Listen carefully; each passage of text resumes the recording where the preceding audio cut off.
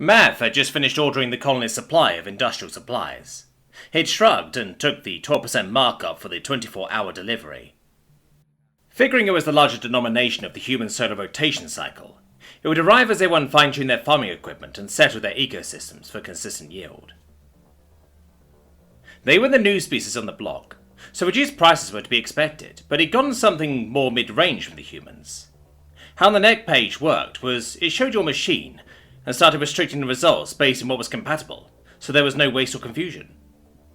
Attempted refunds over light-year distances being notoriously hard. Human excavators for his colony would be the bucket chain model.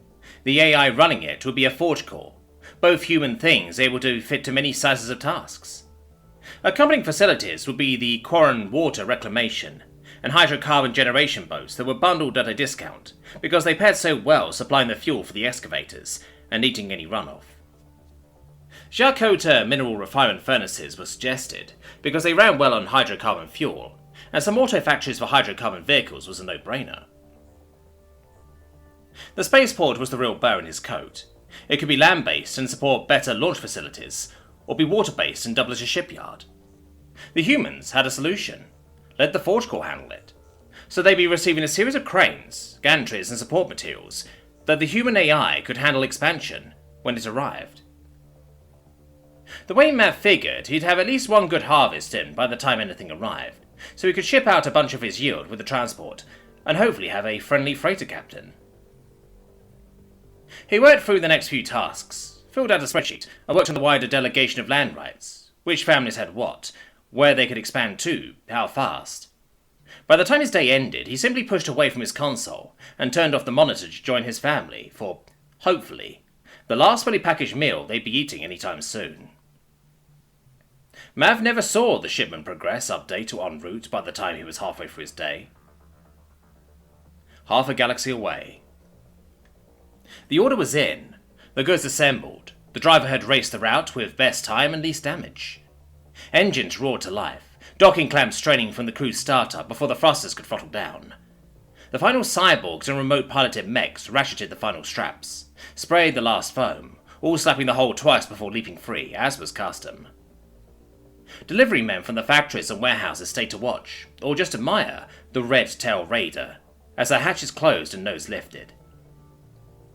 Her body a gleaming canvas of bright white paint, and polished steel in a checker pattern, navy blue stripes boldly interrupting wherever panels met disagreeably, or text needed displayed. Red pipes and brass fittings shone like a peak under the skirt of a racing car, anywhere machinery couldn't quite be made to fit, like anywhere thrusters occupied.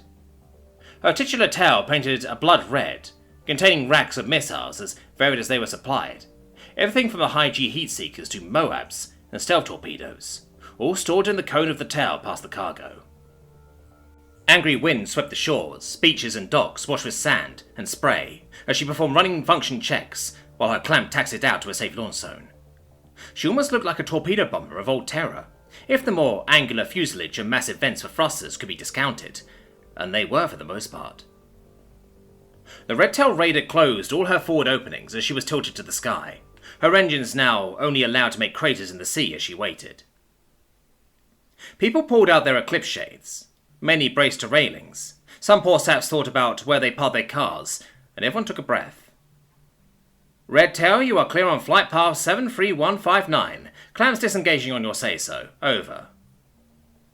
With those magic words, flight control unleashed a fury onto the ocean floor, unlike any seen since last Tuesday.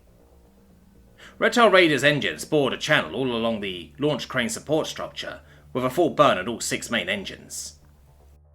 She was off as soon as the clamp let go, the sea around her bulging as from the displacement, lifting up as her thrust hit the sea floor and billowed out in every direction. She was far off by then. Once the gas bubble hit the surface, she flipped the ion condensers on, and her thrust plume went from billowing to beam as a torus of white-hot flame clung to the end of each nozzle. Lightning crackled, and again the launch tower was exposed entirely, as little more than CO2 and water vapour washed down its sides, clearing away any barnacle daring enough to try. Within seconds, the sky turned from blue to black around her, and she turned. Open clear space. She had 12 seconds before the mass driver was clogged with traffic. Then it was the spatial synchronicity gates 30 seconds after that. A hard light burn to get a slingshot for a supermassive star, then countershot after the boosted jump, to get within a parsec of her destination. Bonus points if she could give the pirate base she was shooting directly through enough of a drive-by to call for aid.